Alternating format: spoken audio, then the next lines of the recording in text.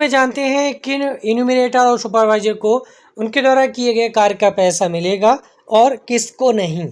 सबसे पहला केस तो ये है कि जिन सुपरवाइजर और इन्यूमिनेटर ने ट्रेनिंग पूरी की है और उनको जो कार्य दिया गया था यानी HLB का कार्य मकान सूचीकरण का, वो भी उन्होंने पूरा कर लिया है, तो पर डे के हिसाब से 400 रुपया प्रशिक्षण भत्ता और 9,000 रुपया HLB कार्य का उन्हें यानी दोनों राशियां दी जाएंगी। 3 दिन ट्रेनिंग हुई तो 1200 रुपया ये और 9,000 ये दोनों राशियां दी जाएंगी।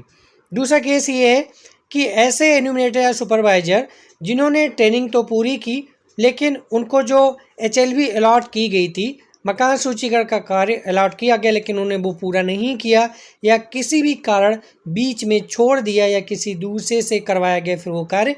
ठीक है, तो ऐसे केस में ना तो उन्हें 9,000 रुपया दे होगा और ना ही उन्हें कोई भी ट्रेनिंग भत्ता दिया जाएगा। तीसरा केस ये है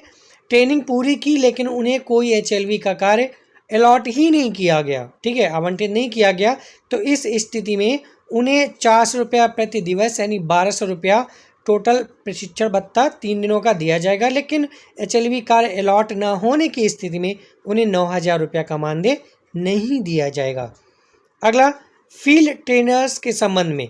अभी क्या था, ये जो बात हो रही थी ये सुपरवाइजर और इन्यूमिनेटर के केस में हो रही थी। अब जो फील्ड ट्रेनर्स हैं जिन्होंने सुपरवाइजर और इन्यूमिनेटर को ट्रेनिंग कराई है, अगर उनकी ड्यूटी प्रगणक या पर्यवेक्षक के रूप में लगाई गई हो और उन्होंने आवंटित कार्य को पूरा किया हो तो उन्हें 9,000 रुपया मिलेगा, लेकिन प्रशिक्षण भत्ता नहीं दिया जाएगा क्योंकि उन्होंने ट्रेनिंग दी है, ट्रेनिंग ली नहीं है, ठीक है, ये फील्ड ट्रेनर्स के केस में है। और प्रशिक्षण भत्ते की गणना केवल वास्तविक रूप से उपस्थित प्रशिक्षण दिवसों के आधार पर ही की जाएगी। जो वास्तव में प्रेजेंट रहे हैं, जिनके सिग्नेचर वगैरह हैं, अटेंडेंस लगी है, उनको ही जो है यहाँ पर ट्रेनिंग का रुपया दिया जाएगा, अदरवाइज नहीं दिया जाएगा।